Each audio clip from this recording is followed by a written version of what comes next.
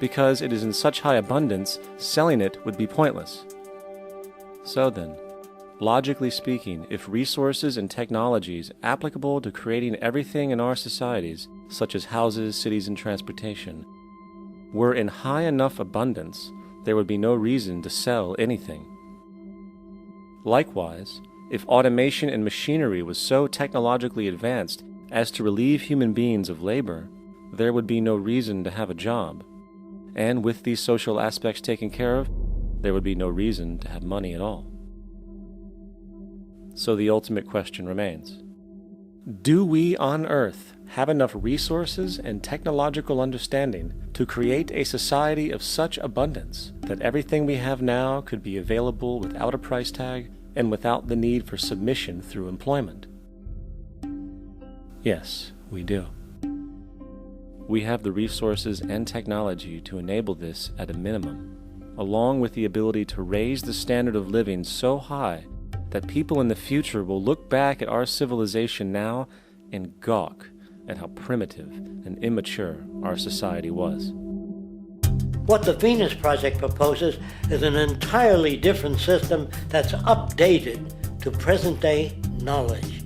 We've never given scientists the problem of how do you design a society which would eliminate boring and monotonous jobs, that would eliminate accidents in transportation, that would enable people to have a high standard of living, that would eliminate poisons in our food, that would give us other sources of energy that are clean and efficient. We can do that out there.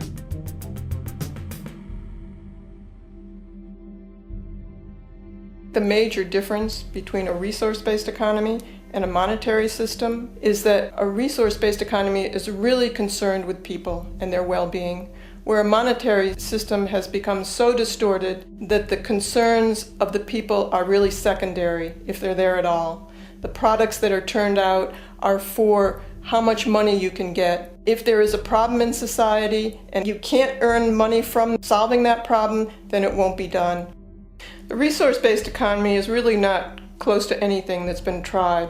And with all our technology today, we can create abundance. It could be used to improve everyone's lifestyle. Abundance all over the world if we use our technology wisely and maintain the environment. It's a very different system, and it's very hard to talk about because the public is not that well enough informed as to the state of technology.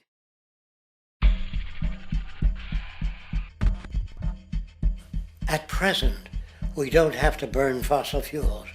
We don't have to use anything that would contaminate the environment.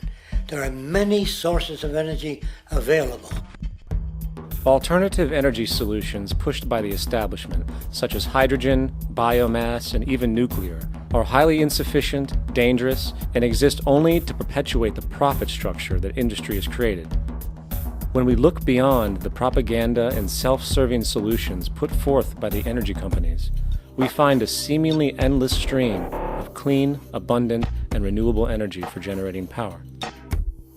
Solar and wind energy are well known to the public, but the true potential of these mediums remains unexpressed. Solar energy, derived from the sun, has such abundance that 1 hour of light at high noon contains more energy than what the entire world consumes in a year. If we could capture 0.01% of this energy, the world would never have to use oil, gas, or anything else.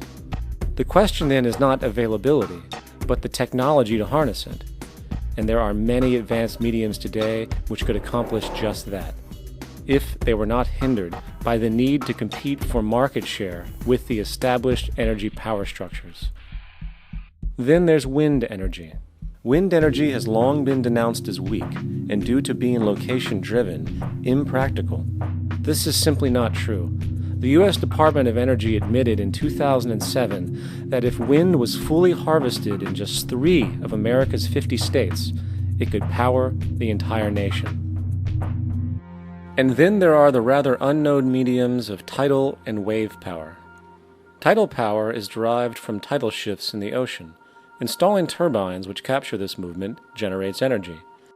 In the United Kingdom, 42 sites are currently noted as available, forecasting that 34% of all the UK's energy could come from tidal power alone.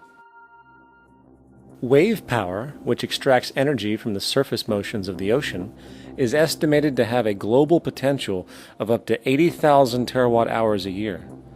This means 50% of the entire planet's energy usage could be produced from this medium alone. Now, it is important to point out that tidal, wave, solar, and wind power requires virtually no preliminary energy to harness, unlike coal, oil, gas, biomass, hydrogen, and all the others. In combination, these four mediums alone, if efficiently harnessed through technology, could power the world forever. That being said, there happens to be another form of clean, renewable energy which trumps them all: geothermal power. Geothermal energy utilizes what is called heat mining, which, through a simple process using water, is able to generate massive amounts of clean energy. In 2006, an MIT report on geothermal energy found that 13,000 zettajoules of power are currently available in the Earth, with the possibility of 2,000 zettajoules being easily tappable with improved technology. The total energy consumption of all the countries on the planet is about half of a zettajoule a year. This means about 4,000 years of planetary power could be harnessed in this medium alone. And when we understand that the Earth's heat generation is constantly renewed, this energy is really limitless and could be used forever. These energy sources are only a few of the clean, renewable mediums available, and as time goes on, we will find more. The grand realization is that we have total energy abundance without the need for pollution, traditional conservation, or, in fact, a price tag. And what about transportation? The prevailing means of transportation in our societies is by automobile and aircraft, both of which predominantly need fossil fuels to run. In the case of the automobile, the battery technology needed to power an electric car that can go over 100 miles an hour for over 200 miles on one charge exists, and has existed for many years. However, due to battery patents controlled by the oil industry, which limits their availability to maintain market share, coupled with political pressure from the energy industry, the accessibility and affordability of this technology is limited. There is absolutely no reason other than pure, corrupt profit interest that every single vehicle in the world cannot be electric and utterly clean, with zero need for gasoline.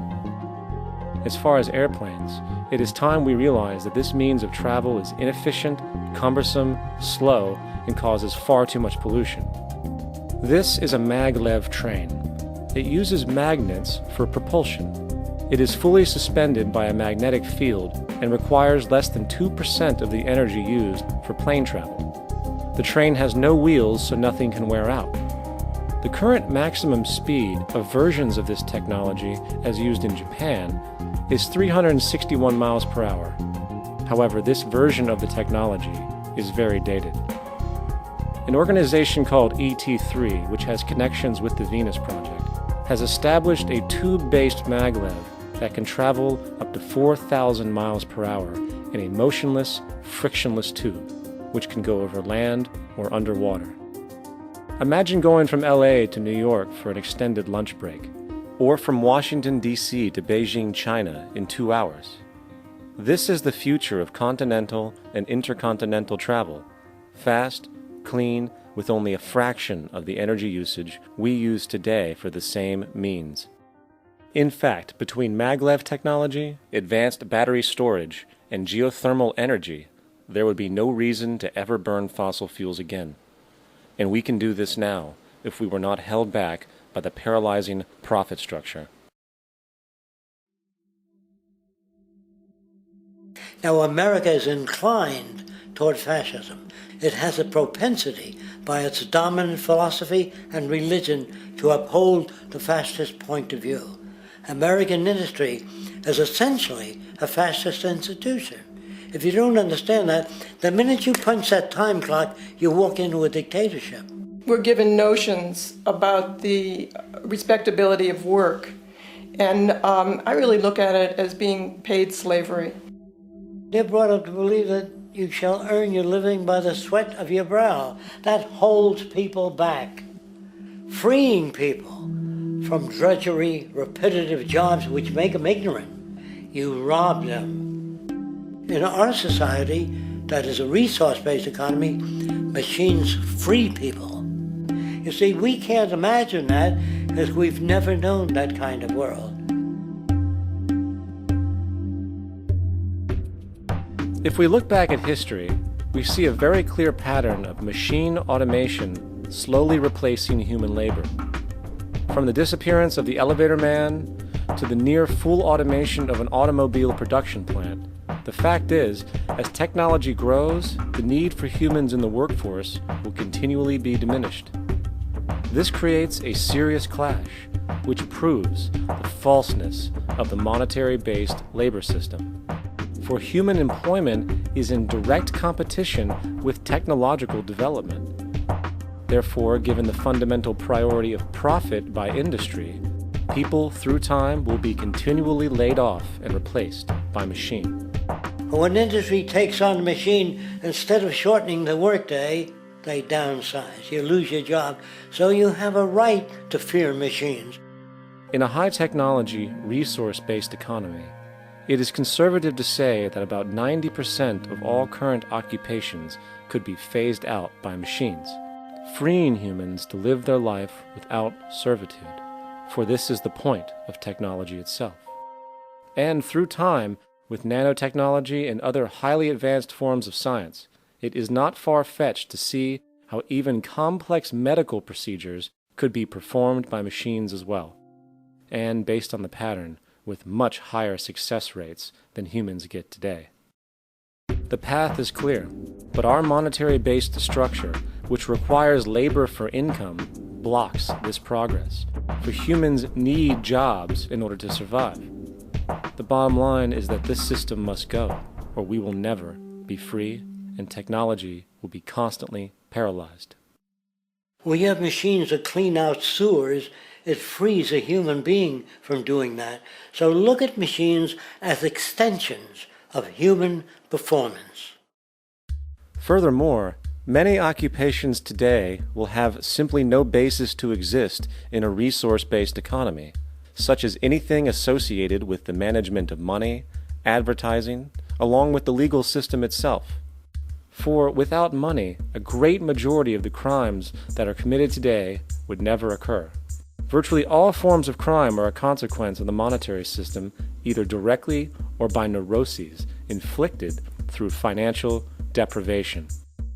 Therefore, laws themselves could eventually become extinct.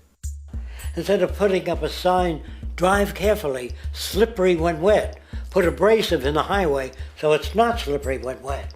And if a person gets in a car that's drunk and the car oscillates a great deal, there's a little pendulum that swings up and back, and that'll pull the car over to the side. Not a law solution. Put sonar and radar in automobiles so they can't hit one another. Man-made laws are attempts to deal with occurring problems, and not knowing how to solve them, they make a law. In the United States, the most privatized, capitalist country on the planet, it should come as no surprise that it also has the largest prison population in the world, growing every year. Statistically, most of these people are uneducated and come from poor, deprived societies. And, contrary to propaganda, it is this environmental conditioning which lures them into criminal and violent behavior. However, society looks the other way in regard to this point. The legal and prison systems are just more examples of how our society avoids examining the root causes of behavior. Billions are spent each year on prisons and police, while only a fraction is spent on programs for poverty, which is one of the most fundamental variables responsible for crime to begin with. And as long as we have an economic system which prefers and in fact creates scarcity and deprivation, crime will never go away.